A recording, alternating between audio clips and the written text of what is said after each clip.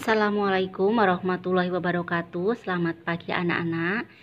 Pada kesempatan ini kita akan melanjutkan materi pada kompetensi yang ke-12 ya, yaitu pengelolaan operasional harian kas kecil. Pada minggu yang kedua ini kita akan mempelajari tentang pencatatan proses penerimaan uang.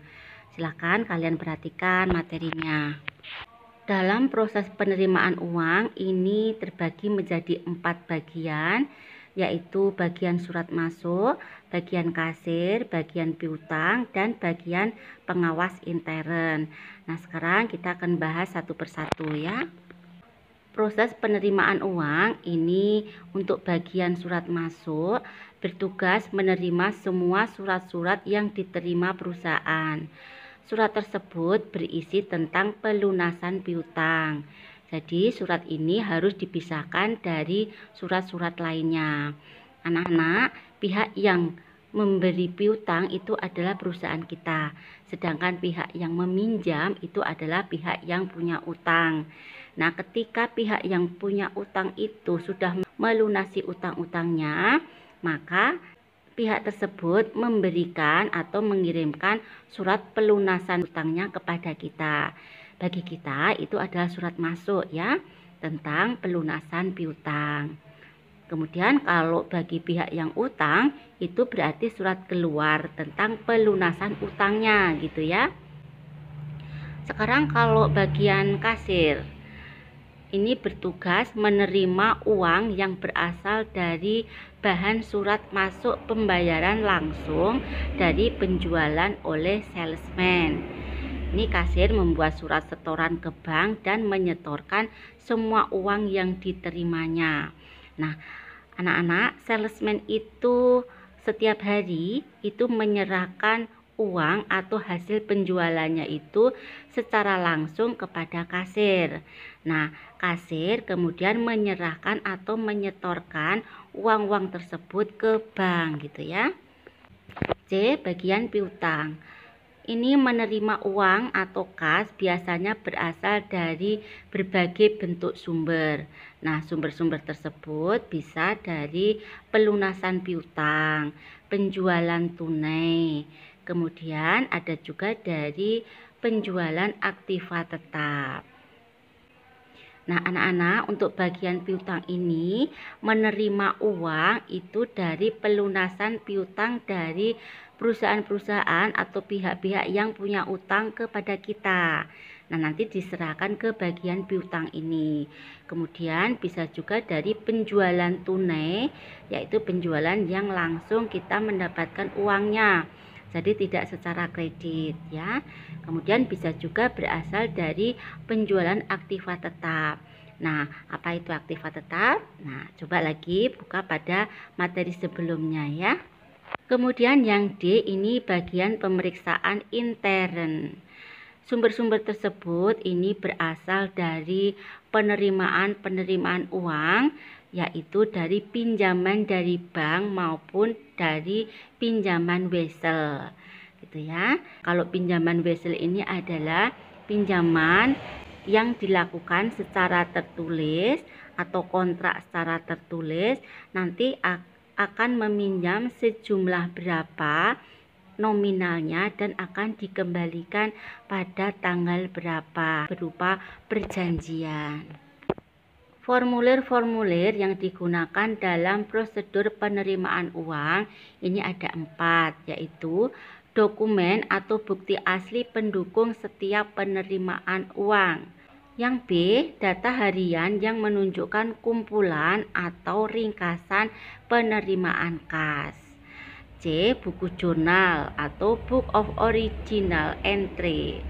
D. Buku pembantu piutang dan buku besar.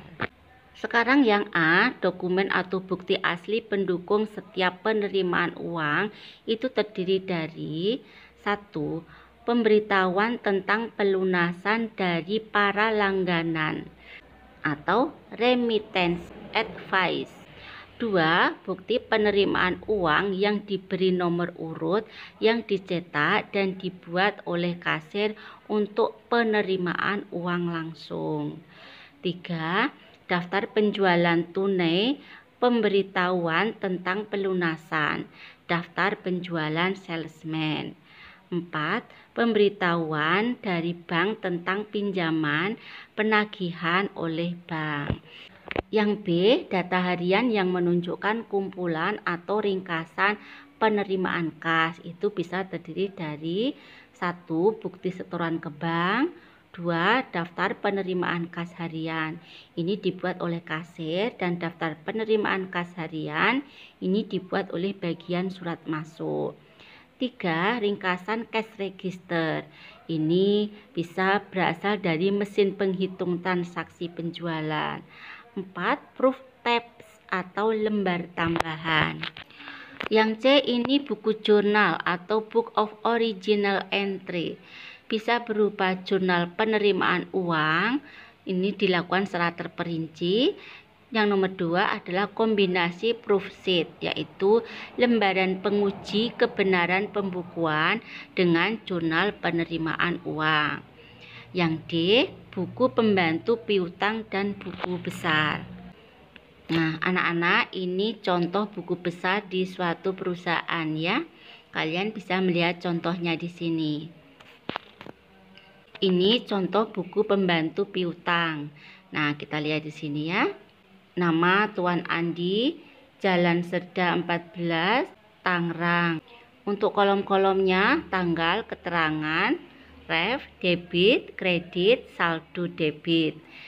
Tanggal 11 ini debit 4.200.000, masuk ke saldo juga 4.200.000. Pada tanggal 25 Januari masuk ke kredit 500, sehingga ini akan mengurangi saldonya. 4.200.000 dikurangi 500 menjadi 3.700.000. Jadi saldo pada tanggal 31 Januari sebesar Rp3.700.000. Sekarang materi tentang alur proses penerimaan uang. Ini terdiri dari 3 bagian, yaitu A. Penerimaan kas dari piutang melalui penagihan perusahaan, B. Penerimaan kas dari piutang melalui pos, dan C. Penerimaan kas melalui logbook atau collection plan.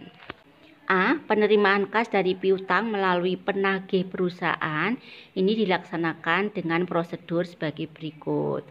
1. Bagian piutang ini memberikan daftar piutang yang sudah saatnya ditagih kepada penagih. 2. Bagian penagihan ini mengirimkan penagih yang merupakan karyawan perusahaan untuk melakukan penagihan ke debitur. 3. Bagian penagihan ini menerima cek atas nama dan surat pemberitahuan dari debitur. 4. Bagian penagihan ini menyerahkan cek ke bagian kasa. Jadi bagian piutang ini memberikan daftar piutang kepada bagian penagih. Kemudian bagian penagih ini datang ke debitur untuk melakukan penagihan. Nah, setelah ditagih, bagian debitur ini memberikan cek atas nama dan surat pemberitahuan bahwa sudah melakukan pelunasan gitu ya. Nah, kemudian bagian penagihan ini setelah mendapatkan cek, kemudian diserahkan ke bagian kasa. Kemudian bagian penagihan ini menyerahkan surat pemberitahuan kepada bagian piutang untuk kepentingan posting ke dalam kartu piutang. Tadi ceknya tadi diserahkan ke bagian kasa ya, sedangkan surat pemberitahuannya ini diberikan ke bagian piutang. 6. Bagian kasa mengirim kwitansi sebagai tanda penerimaan kas kepada debitur. Nah, bagian kasa tadi setelah menerima cek oleh bagian penagihan, maka membuat kwitansi.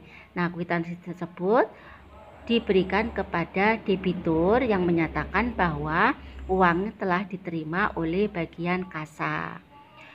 7. Bagian kasa menyetorkan cek ke bank. Setelah cek tersebut dilakukan endorsement oleh pejabat yang berwenang.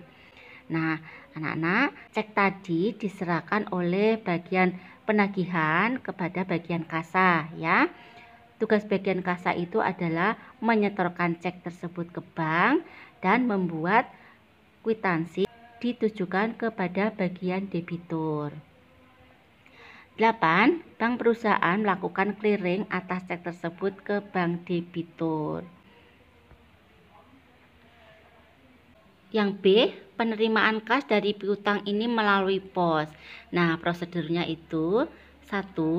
Bagian pengiriman mengirim faktur penjualan kredit kepada debitur pada saat transaksi penjualan kredit terjadi.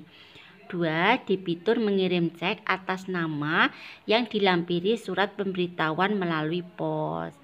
3. Bagian sekretariat menerima cek atas nama dan surat pemberitahuan dari debitur.